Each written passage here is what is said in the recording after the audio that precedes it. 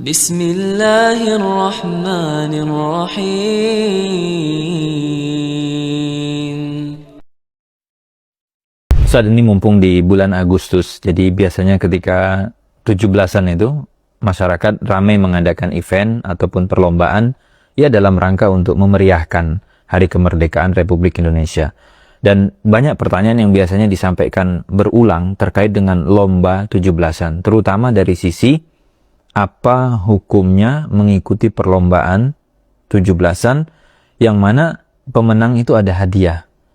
Jadi mereka ragu, boleh nggak anak-anaknya atau bahkan mungkin bapak-bapaknya atau bahkan ibu-ibunya ikut dan nanti dapat hadiah. Itu dianggap judi atau tidak.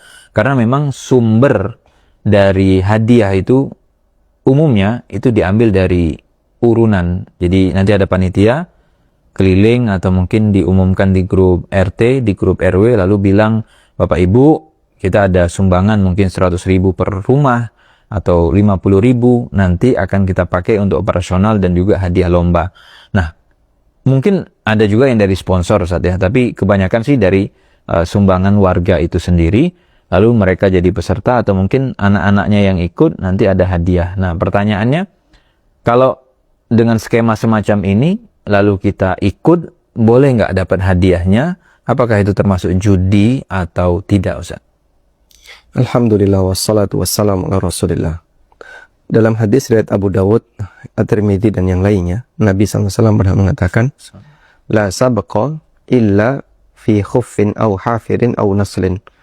Tidak boleh ada sabak kecuali untuk perlombaan pacuan onta, pacuan kuda, dan memanah. Kata sabak di sini ada dua cara baca. Bisa dibaca baknya disukun, bisa dibaca baknya di fathah, bisa dibaca sabaqo, bisa dibaca sabaqo. Kalau dibaca baknya disukun, sabaqo bermakna musabaqo. Tidak boleh ada perlombaan. Tidak boleh ada perlombaan kecuali lomba pacuan onta, kuda, dan memanah. Tapi kalau baknya kita baca dengan fathah, la sabaqo, artinya tidak boleh ada taruhan. Tidak boleh ada taruhan kecuali untuk lomba pacuan kuda, pacuan onta, atau memanah. Baik, hadis ini kita jadikan sebagai acuan ya, tentang masalah hukum adanya hadiah terkait perlombaan. Kalau lomba untuk tiga ini, maka keberadaan hadiah, kemudian taruhan bahkan hukumnya diperbolehkan atas izin dari Nabi SAW. Kalau selain ini, sebagaimana lomba dalam 17-an kan rata-rata selain dari tiga ini, seperti misalnya lomba lari karung, kemudian kelereng, dan seterusnya, seperti lomba anak-anak. Maka dalam lomba ini tidak boleh ada taruhan. Ya. Kemudian tidak boleh ada hadiah yang itu diambilkan dari biaya iuran para peserta. Karena ini semakna dengan taruhan.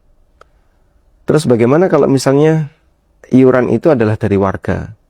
Lalu setelah itu nanti akan ada perlombaan dan dipakai untuk hadiah perlombaan tadi. Untuk iuran dari warga, kemudian panitia memberikan izin kepada seluruh warga silahkan ikut semua perlombaan yang ada. Maka ini semakna dengan itu. Berarti mereka membayar sesuatu dan nanti ada yang menang, ada yang kalah. Misalnya untuk jalan sehat. Terus diundi dari iuran warga, anggaplah misalnya masing-masing 100.000 per kakak. Lalu dipakai untuk hadiah jalan sehat. Ada yang dapat, ada yang tidak. Berarti kan ada yang menang, ada yang kalah. Dan itu semakna dengan judi. Karena itu praktek seperti ini ya tidak seharusnya dilakukan. Lalu bagaimana kalau misalnya tetap ingin menyelenggarakan yang sama? Kalau bisa hadiahnya dari sponsor. Dan jika memang ada iuran dari warga, iurannya sama sekali tidak dipakai untuk hadiah. Tapi iurannya dipakai untuk biaya operasional. Misalnya untuk perbaikan atau untuk pasang umbul-umbul di jalan. Atau untuk kegiatan 17-an secara umum. Tapi di situ tidak dipakai untuk hadiah perlombaan. Baik, Ustaz, kita asumsikan panitianya bisa mengikuti skema tadi. Artinya iuran warga dipakai hanya untuk umbul-umbul atau mungkin iuran warga dibelikan konsumsi makanan dibalikkan ke mereka misalkan, dan nanti hadiah dari sponsor. Kita anggap mereka bisa menjalankan skema ini sehingga tidak ada unsur taruhan terhadap perlombaan atau sistem yang mereka jalankan. Nah sekarang Ustaz, apakah semua perlombaan itu hukumnya mubah? Atau ada nanti perlombaan-perlombaan yang dilaksanakan baik untuk 17-an tadi yang ternyata secara syariat bermasalah? Ada nggak rambu ataupun kaidah ataupun koridornya? Misalkan contoh kan yang biasanya dilakukan itu joget balon Ustaz. Jadi suami istri mungkin pegangan, terus balonnya di tengah gitu kan jalan.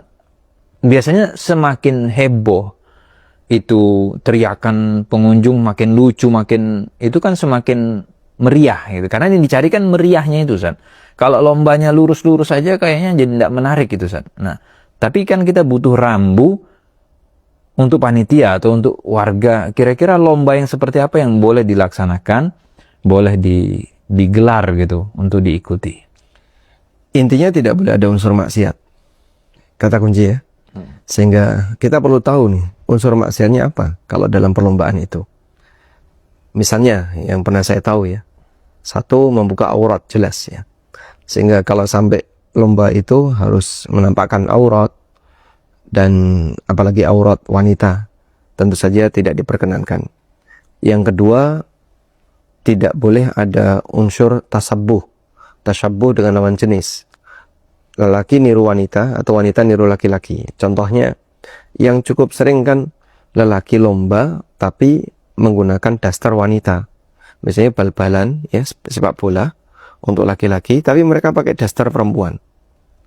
Nah, ini pakaian yang tidak boleh digunakan oleh lelaki karena model pakaian seperti ini adalah ciri khas wanita.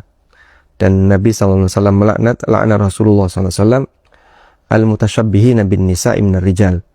Para lelaki yang meniru-niru wanita, baik dari sisi pakaian maupun gaya maupun yang lain. Kemudian yang ketiga, tidak diperkenankan lomba ini mengandung unsur ekspos hal yang mempermalukan. Jadi misalnya joget-joget suami istri di depan umum, dan ya tidak selayaknya itu dilakukan karena ini akan menampakkan lekuk badan dan seterusnya. Lalu di antara yang juga tidak boleh adalah lomba memukul wajah. Karena Nabi SAW mengatakan wala tadribil wajha, tidak boleh kamu memukul wajah. Misalnya lomba apa ini? Menampar ya. Sehingga orang bertarung untuk saling menampar. Siapa yang nanti dia tidak jatuh pada saat ditampar, maka dia menang. Nah, model perlombaan seperti ini dalam syariat kita dilarang. Kalau memang nggak boleh pukul wajah Ustaz, bagaimana dengan lomba yang biasanya pukul guling atau pukul bantal?